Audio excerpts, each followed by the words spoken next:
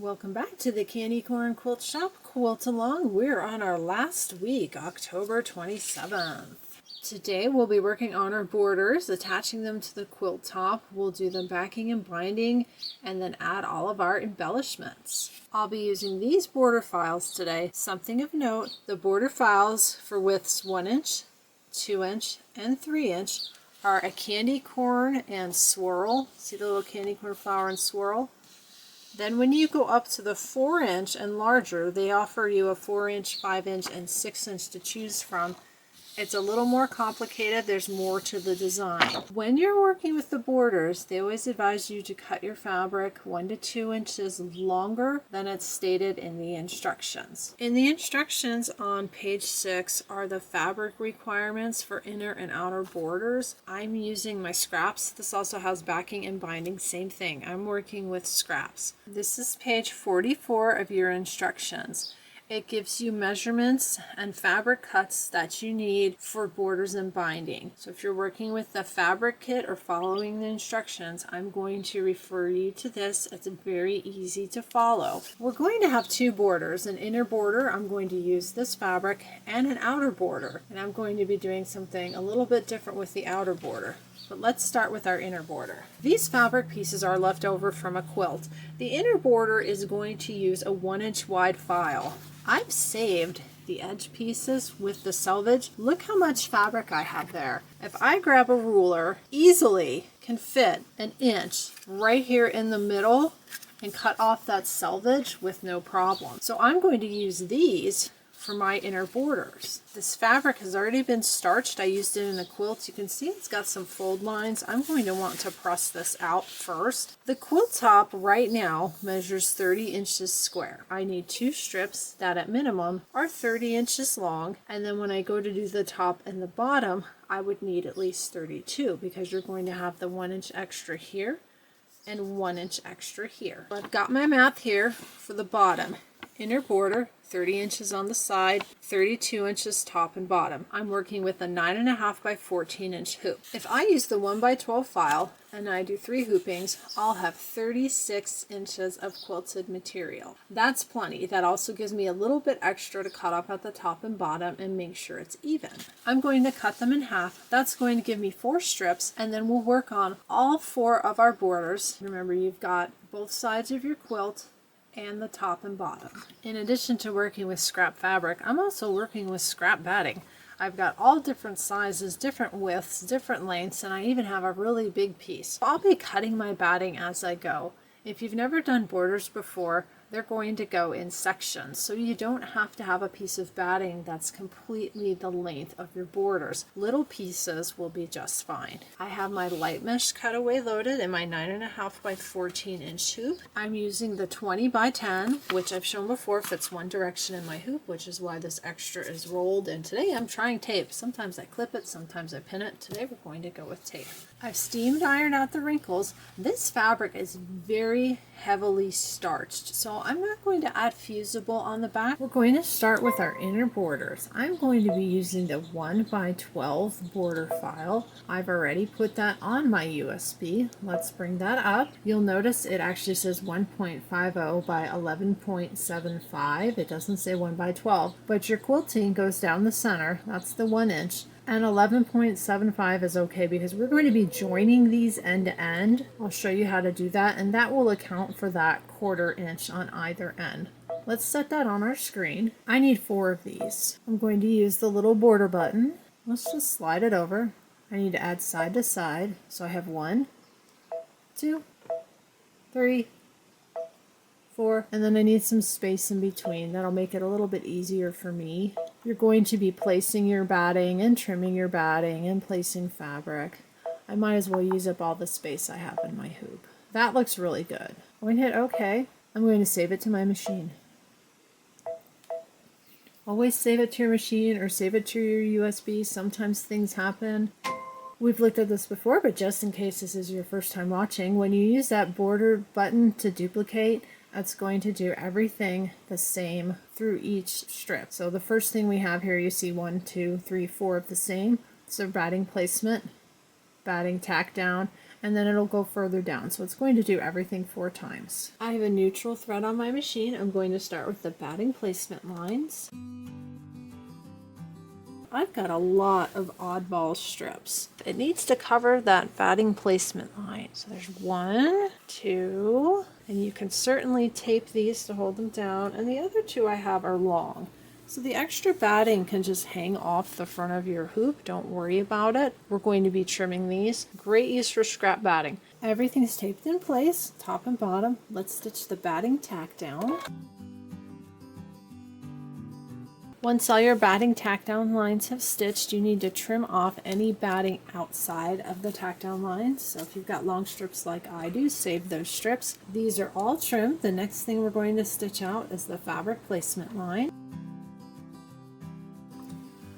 Had a needle break.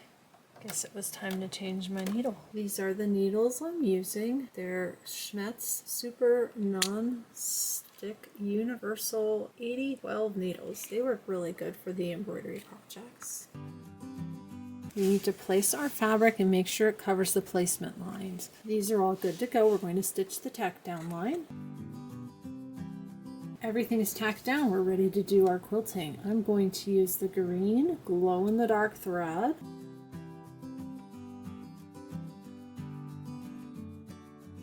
The first section has stitched out. We're going to take this over to our table. The first thing you need to do is get this out of your hoop and then separate each of the border strips. I'm going to start by cutting away this big piece of stabilizer. I do reuse these. This is big enough to use for something else. And I've also got a good sized piece on the top, and I'll set these aside. You want to separate your strips. You're not trimming any of your fabric. We're just separating everything. We'll trim the fabric later. Set these aside for now.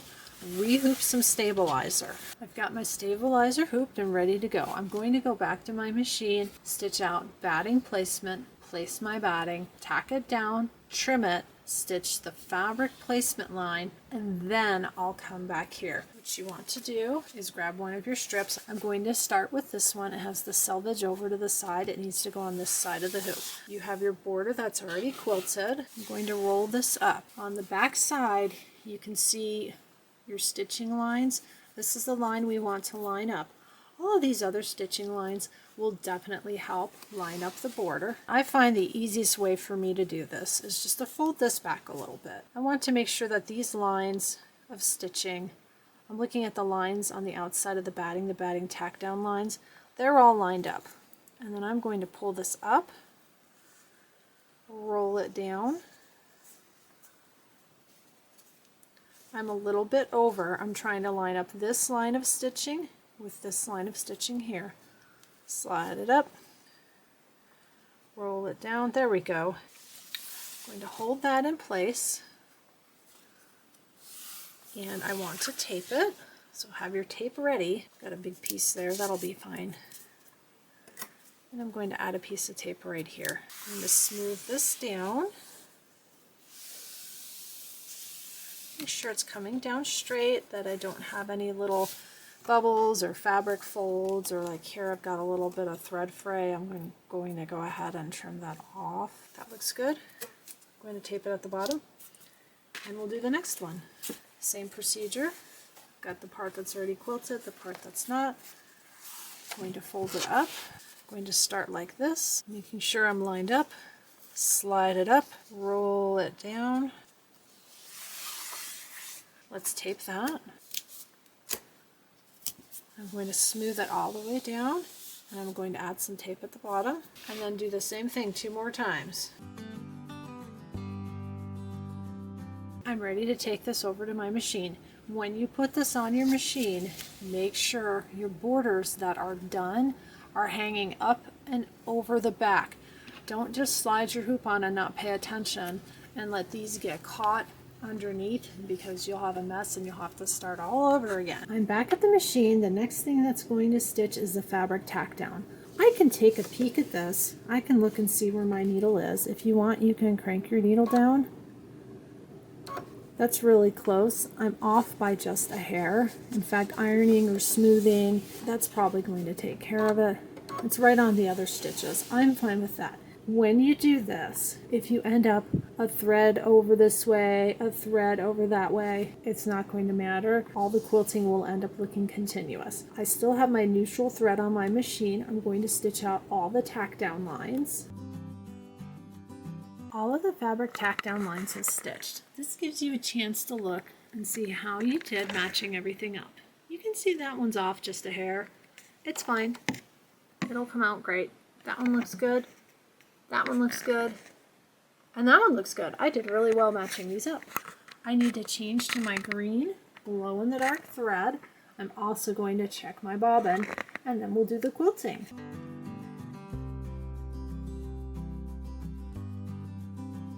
These are all stitched out. They look great. I'm going to repeat this process one more time. I'll go ahead and do that off camera. We've already stepped through it twice. We'll trim these the same time we trim our wide borders.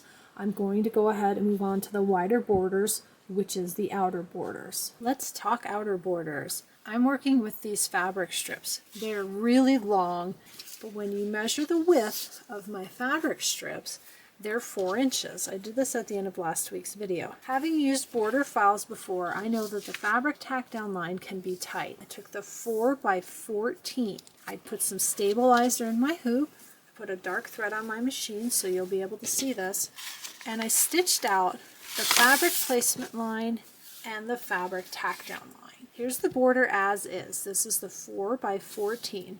So the line on the outside is the fabric placement, and then the 2 lines on the inside are the fabric tack down.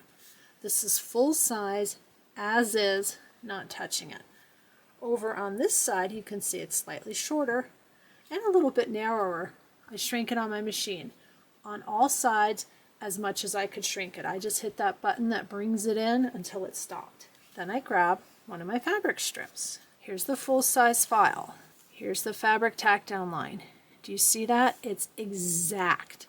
It is right there on the edge of this fabric. I've done that before, and you have to be really careful and tape it and watch it. I find it to be a little bit of a pain. I don't like doing that. When I go to this side, this is the side where I shrank the file.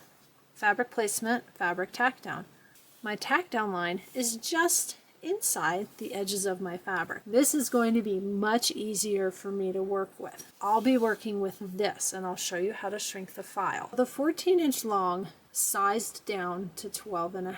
You've got your quilt top 30 inches. You add the 1-inch border, 1-inch border, 1-inch border, and 1-inch border. So at that point, you've got a 32-inch square. Here's your 32-inch square. I'm going to start on the side borders. It's going to be an additional 4 inches. I know the side borders need to be 32 inches long. They're already 4 inches wide. Once the side borders are sewn on, you have 4 plus 32 plus 4. Okay, so 32 plus 4 is 36. Plus another 4 is 40. The 14-inch long border was sized down to 12.5. So 40 divided by 12.5 is going to determine the number of hoopings. When I run this number, I get 3.2. You can't do 0.2 hoopings. It's not going to work. You will need to do a 4th hooping. Let's bring up our border file. I already have it on my USB. I knew which size I needed. I went through this morning to make sure it would work.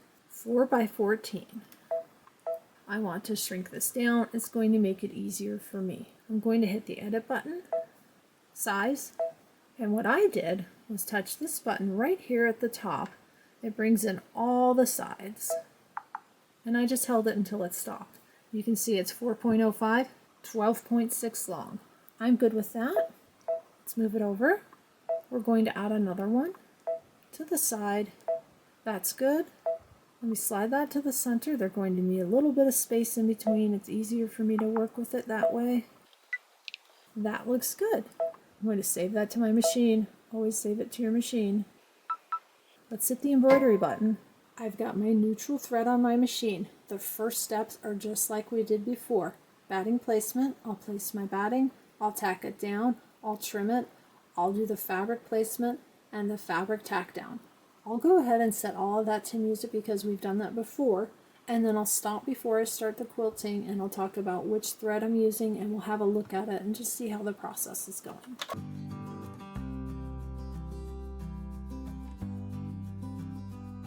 That worked out great. You can see the fabric tack down right here. It's just inside the edge of my fabric.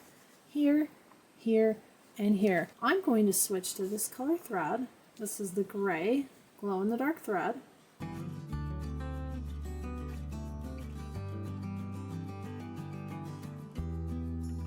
These are all quilted. It looks great. It's a little hard to see on the bed of the machine. I'm going to tell you what I'm doing. That way, as you're working on this, you might want to do the same thing. While I'm working on this, I'm going to trim my inner borders and attach them to the quilt. We need to attach our borders, backing, and binding before we put on our embellishments. I've got one of my inner border strips here. I can really see the lines here. We know we want this to be 1.5 inches wide. If you measure the lines on the front, it's 1 1/4. So I've done this before where I've measured and used my 1/8 inch ruler, and I've lined up and cut 1/8 of an inch extra and 1/8 of an inch extra. That works, no problem with that. For this one, and I think it's because I've got this nice bright fabric, when I flip it to the back, I can see these lines. Normally I can't see those stitch lines really well. If you measure, it's the outside stitch line to the outside stitch line, 1 1/2. All I need to do is cut those lines, they'll be 1 1/2. If you have any spots like this, where you've got extra stabilizer, go ahead and trim that out. So I'll be trimming these down to 1 1/2 inches, and then I'm going to sew them on my quilt. I know these are long enough, I don't have to mess with these, so I'm going to attach them to the sides first, and then I'll attach to the top and bottom.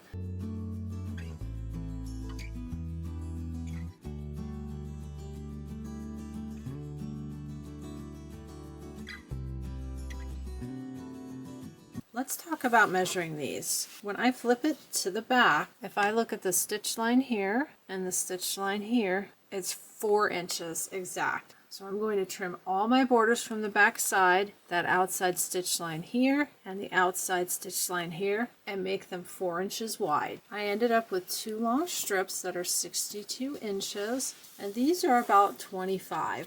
One run wasn't quite enough. It was really close. What I'm going to do is join a short strip to the long strip, a short strip to the long strip, and then I'm going to sew these on the side so that the seam on this border is on the sides, and then that'll leave a piece long enough across the top where I don't have a seam across the top. I'm going to give myself 1/4 of an inch from the edge of the design. That's my seam allowance, because these are going to join to the longer border strip.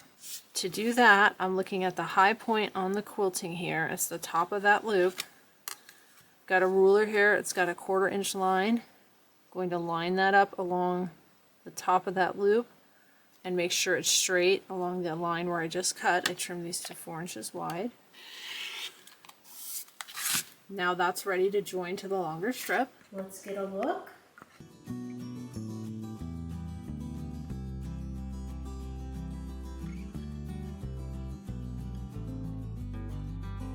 The next thing we have to do is stitch in the ditch to attach the backing. I have other videos with that. I'll link them below. Essentially what you're going to do is put your backing on and then sew inside the seams to attach it to your quilt.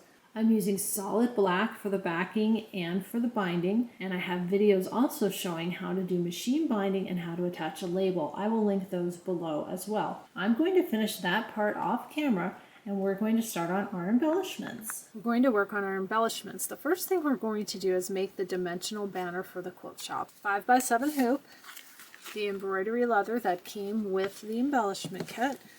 They have us using wash away stabilizer in our hoop, and then I'm going to try the wash away topping. If you've been following the quilts along, when we did the sign for the Corn Quilt Shoppe, the threads kind of sunk down into the embroidery leather, so I'm going to try putting the topping on this and see if it turns out better. Load your wash away stabilizer in your 5x7 hoop. I'll link this below in case you don't have any of this.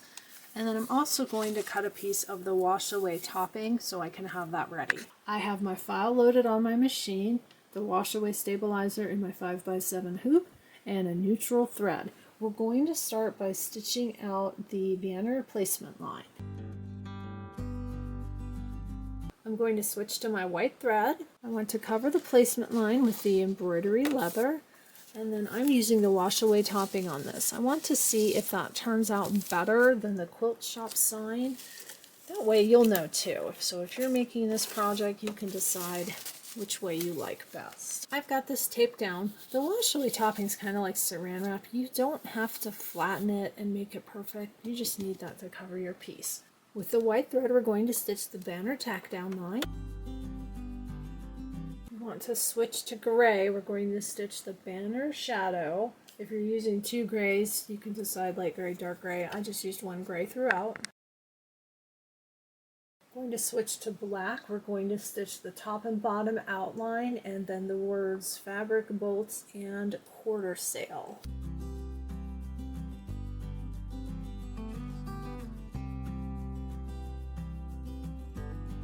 Change to orange and we're going to stitch out the word bat.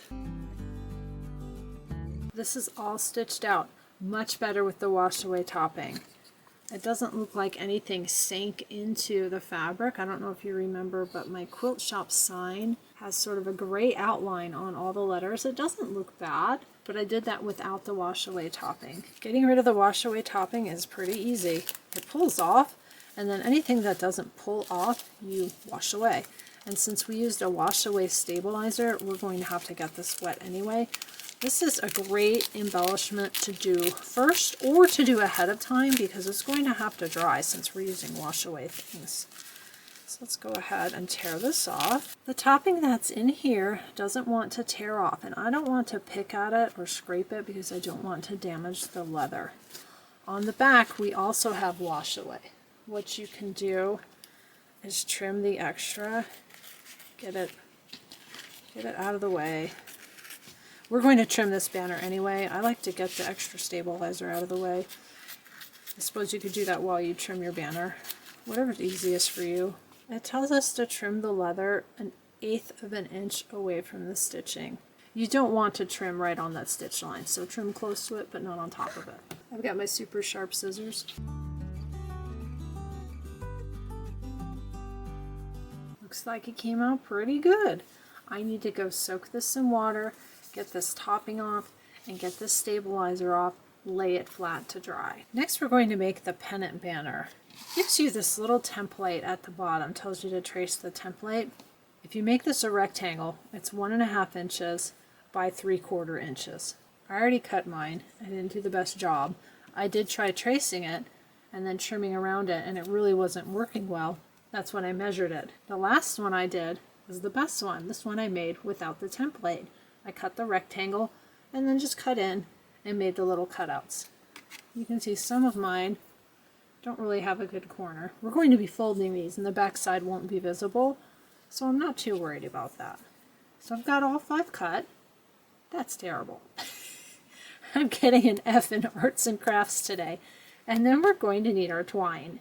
For the twine, it says to cut 2 10-inch pieces and 1 15-inch piece. Before I do anything else, I'm going to put some fray check on this because this is twine. It's made of a couple pieces of the black and the white. It's going to separate, it's going to fray. I'm going to dab the ends. Putting down one of my grubby mats, although this one's not particularly clean. I've had it for a really long time. I'm going to use some quick dry fabric fusion. We're going to be spacing them evenly from here to here. What I'm going to do is go take my twine over to my quilt and figure out how long this piece is. I took over the 15-inch piece. I don't need this much. I'm going to cut some off. It's too long because we're going to attach it, and I don't have to worry about the fray check on this one. I'm going to be gluing this down. We're going to space our pennants evenly. I would just start by folding it in half. These two look really good. So let's put one of the nice ones over the center. Center of my pennant. I'm going to add a little glue. And this stuff will get tacky, so you can add it and then wait just a little bit, and then you'll fold it in half. It came out pretty good. We've got 2 more on either side.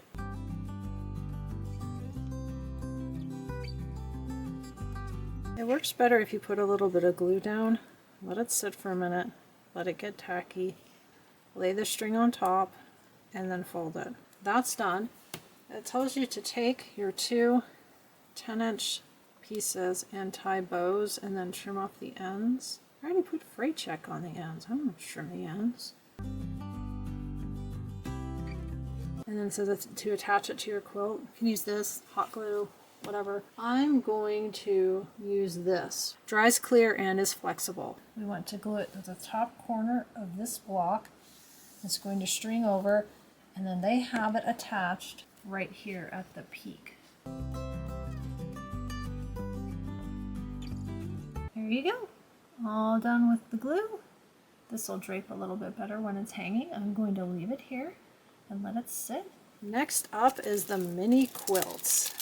These came in the embellishment kit. If you don't have the embellishment kit, I believe they have printable ones. It says that these are 3.5 inches square, these two, and this is 3.5 by 2. Let's trim these. Got a little mini rotating cutting mat. This is a Kimberly Cuts from Fat Quarter Shop. What's funny is more often than not, I actually end up just turning the mat and I don't rotate the top. We want to cut these to 3.5. I have a 3.5 inch square ruler. That's interesting. They're not really 3.5. Do you see that? They're 3.5 this way, and then this way they look like they're 3.25. I'm going to grab another ruler just in case. That should be a 3.5 inch square. It's 3.5 and 3.25. That's 3.5 by 3.25. Let's check this one. That one is 3.5 by almost 3.5. So what you can do, you can trim straight on the lines. I wouldn't even worry about measuring it, just trim on the lines. Prime example of I need to read further down in the instructions. It does say cut exactly on the edge of the printed quilt, so we're fine. In the instructions, it has you making a mini quilt out of this. It tells you to place it on top of project batting, and then to take a fabric like this, and you would cut it all to fit. And then to start at the bottom, stitch, stitch, stitch, stitch, stitch, and then to flip it and turn it right side out, and then you could quilt it. I'm not going to do that. I don't have time. I need to finish the video. It's not happening today. Here's what I'm going to do with mine. I have some of the Kimberbell double-sided Bond Pro. I'm going to make these iron-on patches. I just need to be careful when I put them on my quilt because a couple of the witches have that vinyl, so I'll have to cover with a pressing cloth. So you're going to learn how to use double-sided Bond Pro today. This is a newer product. I'll link it below. It wasn't even available when this quilt came out. I've been using it. I've got a couple pieces here. Too skinny for those, but I can use it for this piece. What I'm going to do is cut some the same size of each of the mini quilts. We'll go ahead and work through one together. It tells you to cut a piece of the double-sided Bond Pro. It says slightly larger. I don't need to have it slightly larger for what we're doing. Slightly larger would be if we were making some kind of a patch. You want to lay your fabric. We're going to do this one right side down, like that. Place the Bond Pro on the wrong side of the fabric with the smooth side up. So if you feel this, see how it's curved because it came off the roll? This side is textured, this side is smooth. So it says to place it smooth side up. It's going to go this way, just like that. You want your iron on the wool setting. You're going to press it directly onto the Bond Pro, 8 to 12 seconds, and then allow it to cool. If you cut it larger, it's going to get on your ironing board, so put down a cloth or something if you don't want to get your ironing board dirty. This is cool. We're ready to put this on our quilt. This one goes on the first witch. There's vinyl here, so I need to be careful when I'm ironing this down. I've got a piece of folded scrap fabric I'm going to use to protect the hat. All you do with the Bond Pro is peel, stick, and iron. Again, wool setting 8 to 12 seconds. And once this is down, it's not going to come back up. So you peel it off.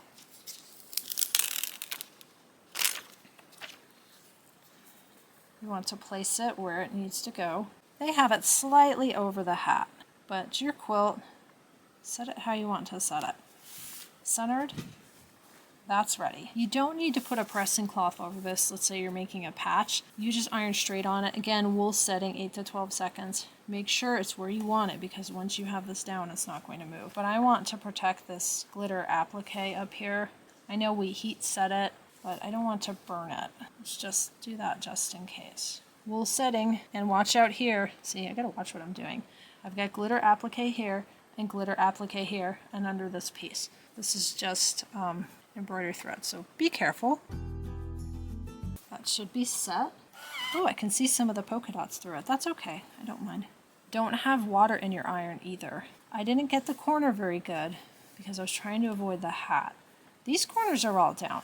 So what I can do, be real careful, get this corner and get this corner. I'm gonna check it.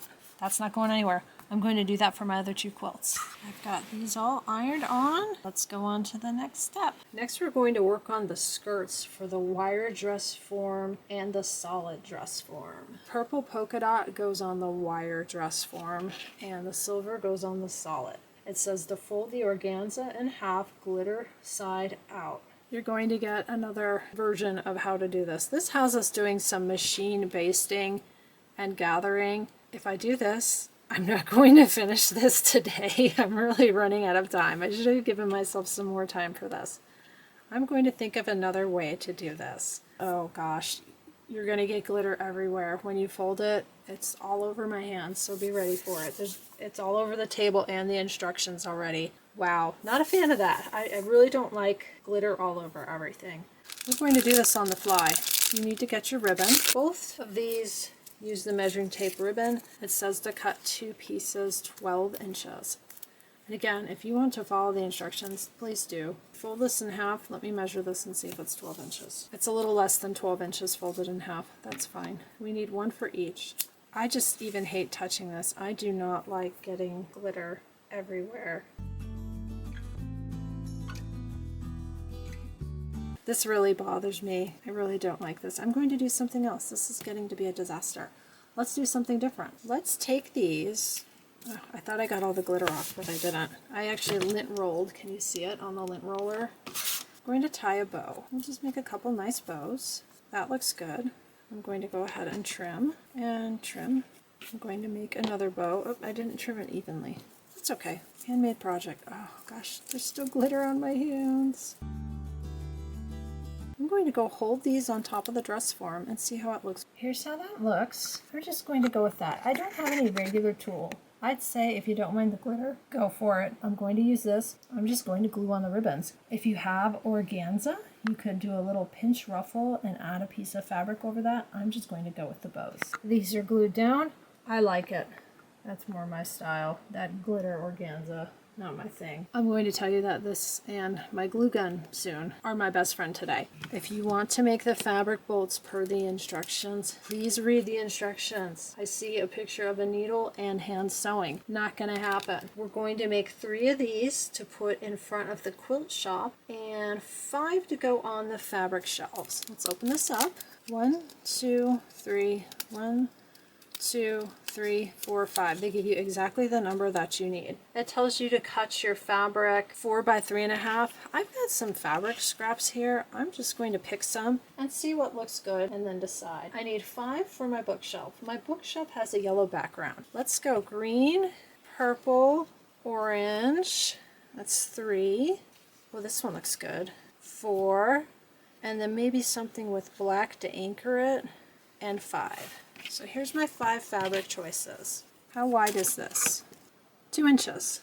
Okay, that's why it has you cut a 4-inch, because it has you fold it so it looks like the fabric is, you know, folded over on a bolt. I'm not concerned with that. I'm going to start with this. This is a scrap piece of fabric. If I mess it up, I don't care.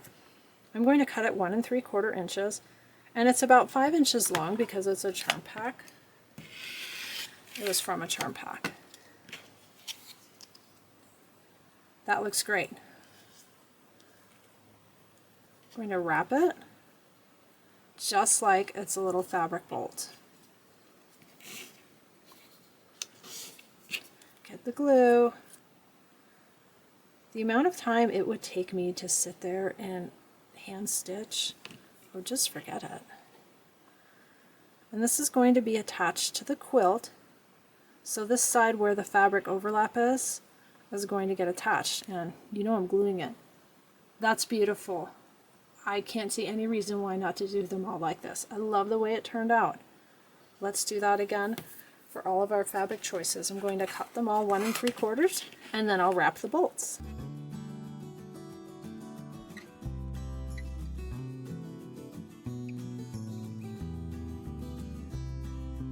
Look how that one came out. It says Dead Breakfast. That's kind of funny. Here's all my fabric bolts. These are for the fabric shelves, and these are for the front of the quilt shop.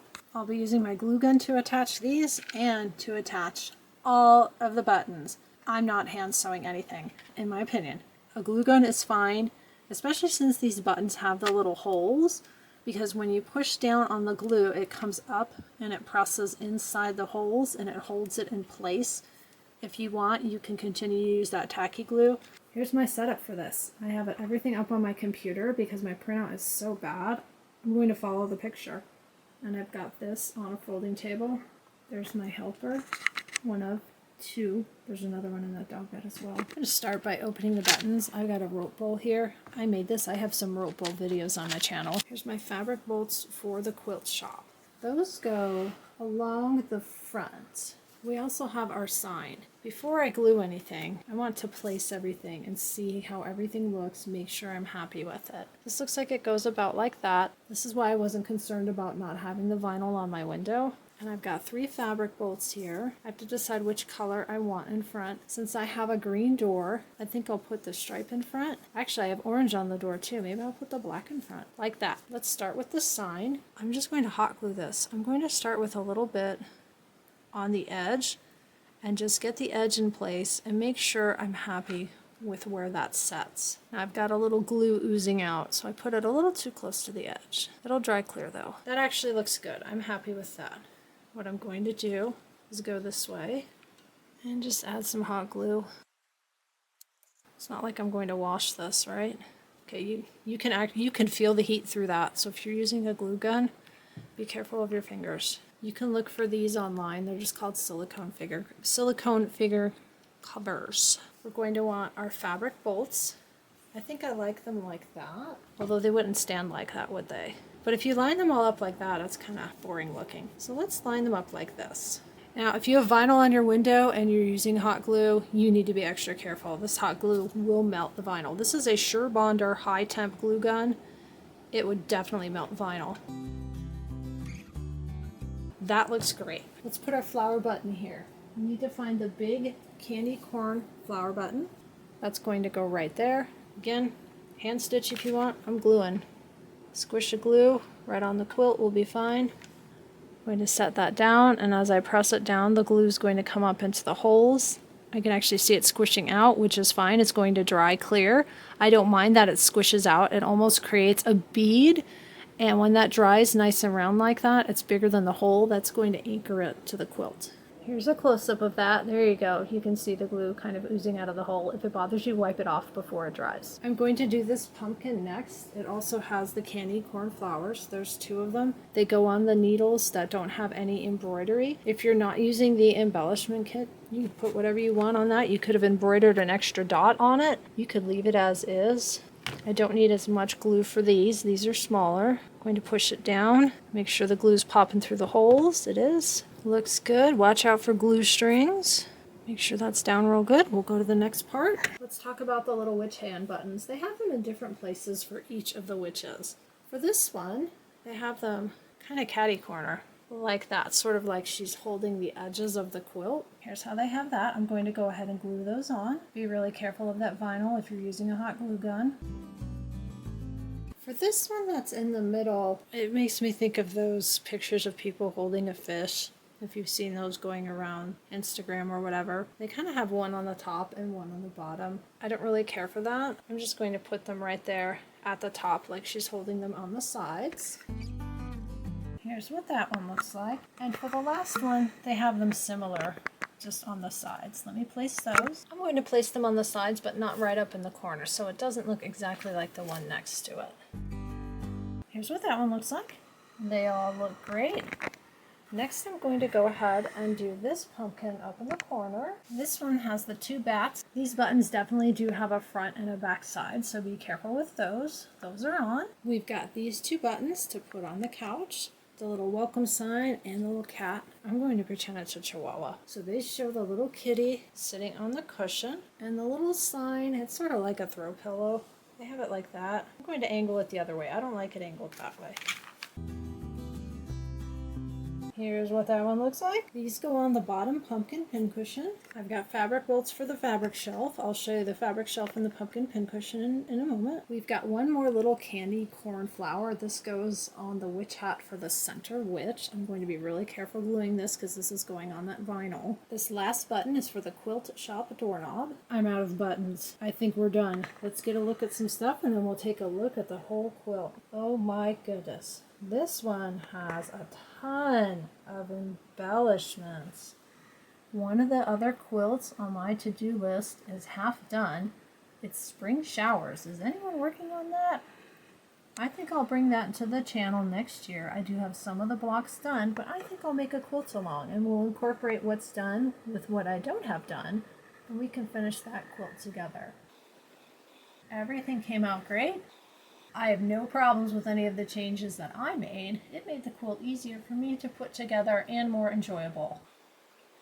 If I had to hand sew all these little buttons on, it would never get done.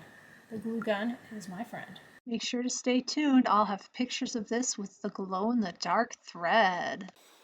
Let's go lay this down in the entryway and have a look at it. Here it is, all done. We can zoom in again. The lighting isn't as good now. One thing I'm going to do is put a picture on the screen showcasing the glow-in-the-dark thread. I need to expose this to some light and get that thread activated so I can get a good picture with the glow-in-the-dark thread.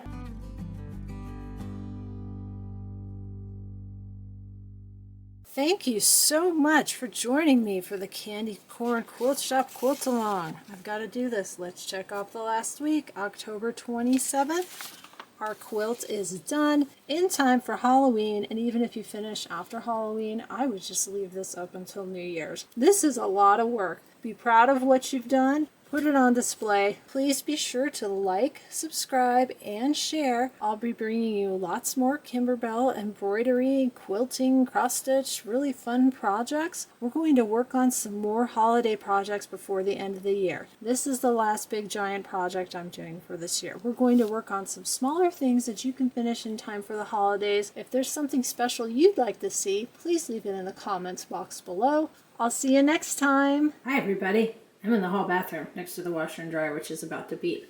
I'm trying to get a good picture of this with a glow-in-the-dark thread.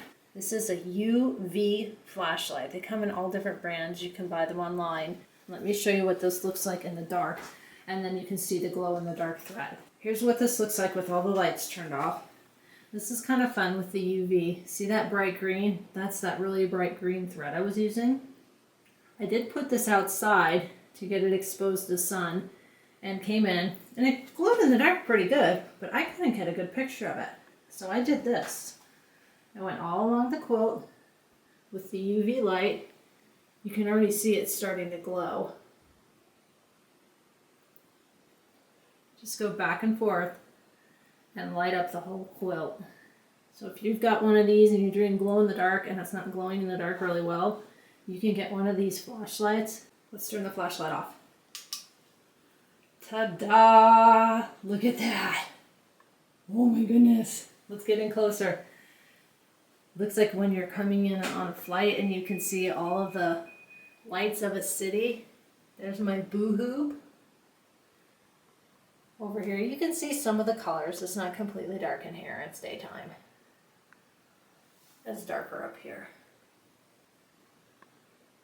It looks fabulous. Lots of fun with that glow-in-the-dark thread.